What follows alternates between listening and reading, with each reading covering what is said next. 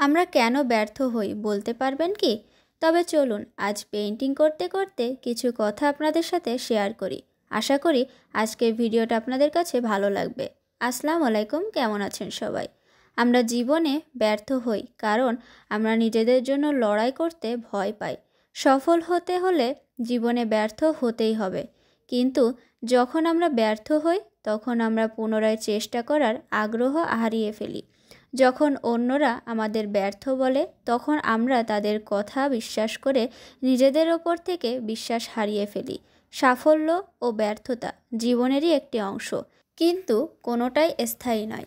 আপনি যখন নিজেকে ব্যর্থ মনে করবেন তখন আপনি আসলে ব্যর্থ, কারণ তখন নিজের সম্পর্কে অন্যের মতামত জানা হয়ে যায়।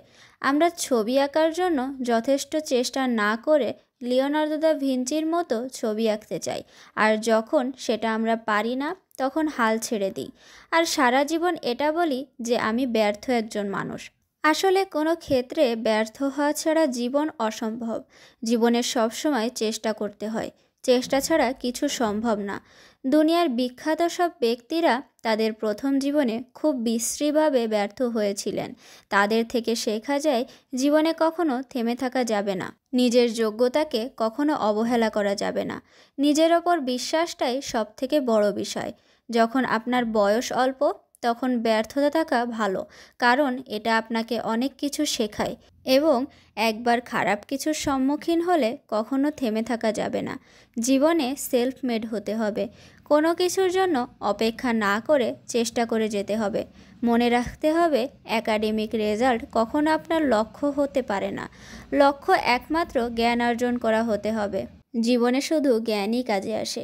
বারবার চেষ্টা করে ব্যর্থ হলেও কখনো হাল ছাড়া যাবে না। যখনই নিজেকে ব্যর্থ মনে করবেন তখনই আপনি ব্যর্থ হবেন। সবার মাঝেই কিছু না কিছু প্রতিভা থাকে, শুধু সেটা খুঁজে বের করে সেভাবে কাজ করতে হবে। অন্যরা যতই আপনাকে ব্যর্থ বলুক না কেন, আপনি ততক্ষণ ব্যর্থ হবেন না যতক্ষণ না পর্যন্ত আপনি নিজেকে ব্যর্থ মনে করবেন। ব্যর্থতাকে যখন জীবনের অংশ মনে করবেন তখন সফল হওয়ার আনন্দটা বেড়ে যাবে।